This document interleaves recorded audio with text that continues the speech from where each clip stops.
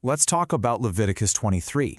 Now, it's easy to flip past this chapter and think, okay, this is just an old list of festivals for ancient Israel. But what if I told you it's actually one of the most profound chapters in the entire Bible? That it's not just a list, but a divinely designed calendar, a sacred rhythm for life that shows us God's incredible plan from beginning to end. I mean, just think about that for a second. What if time itself isn't just this random march of days and weeks and months? What if God, from the very beginning, designed a specific pattern for the year? A calendar with built-in divine appointments, meetings he scheduled with humanity. Well, that's exactly what we find right here in Leviticus 23.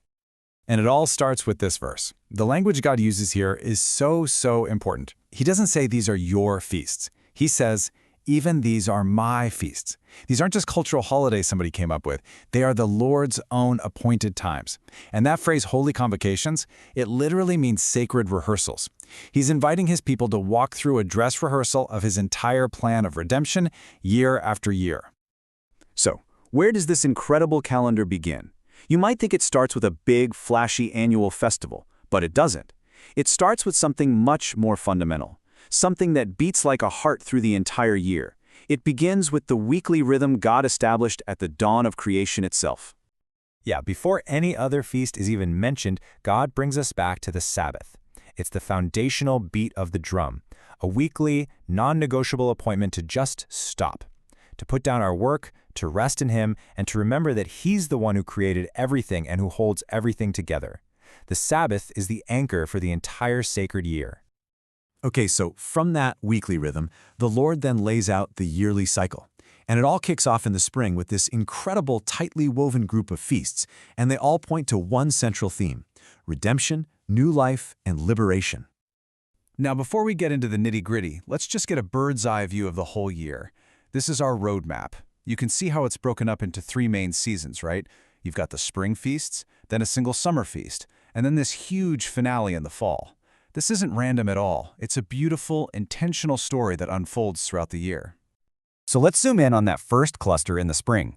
You've got Passover, Unleavened Bread, and Firstfruits, and they all happen right on top of each other. Passover is all about remembering God's incredible act of redemption, freeing His people from slavery in Egypt.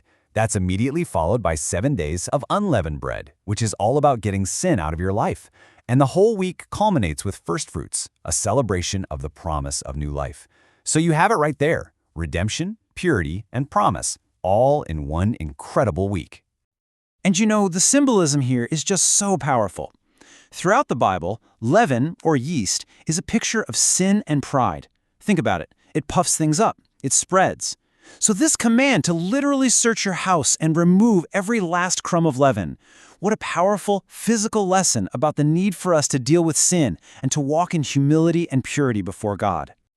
All right, so after that intense week in the spring, the calendar gives us a pause. There's this period of counting and waiting, an anticipation that builds toward the next major appointment. This one stands alone in the summer, and it serves as a bridge, celebrating God's amazing provision. And this leads us to a really unique command in the Bible, the instruction to count the days. Starting right after Firstfruits, the people were told to count 7 full weeks. This period is known as counting the Omer, and you can just imagine how it built this sense of anticipation, day by day, for the amazing celebration that was just around the corner. And that number, 50, that's the destination. On the 50th day, it was time to celebrate the Feast of Weeks. Now, you might know it by its Greek name, Pentecost, which literally just means 50th. This feast marked the beginning of the summer wheat harvest, and it was a huge festival of thanksgiving for God's incredible abundance and provision. Okay, let's jump forward. After the long, hot summer, the calendar suddenly picks up speed and builds to this incredible climax in the 7th month. This is the grand finale, with a rapid-fire succession of the year's most serious and, believe it or not, most joyful feasts. The whole fall season kicks off with the sound of a trumpet, a shofar. But this wasn't a party horn. This was a divine wake-up call. The Feast of Trumpets was a day to literally be jolted awake, to shake people out of their spiritual slumber and call them to get serious, to prepare their hearts for the most sacred day of the entire year. And that day is the Day of Atonement. Just 10 days after those trumpets sounded, the entire nation would observe this incredibly solemn day. The main command was to afflict your souls, This meant fasting, deep humility, and a national turning back to God as the high priest went into the Holy of Holies to make atonement for the sins of the people. But then, and this is amazing, just 5 days after the most solemn, serious day of the year, the mood completely flips. The Feast of Tabernacles is commanded to be a time of absolute joy. For a whole week, people would live in these temporary shelters, or booths made of branches, to remember how God took care of them in the wilderness. And what was the main command? And ye shall rejoice before the Lord. It's this beautiful journey from repentance to atonement to pure joy in God's presence. So, we've walked through this whole calendar, and that brings us to the really crucial question, right? What does all this mean for us today? Why does this ancient sacred rhythm, laid out thousands of years ago, still matter? Well, when you pull it all together, you see it's not just a collection of dates, it's a story.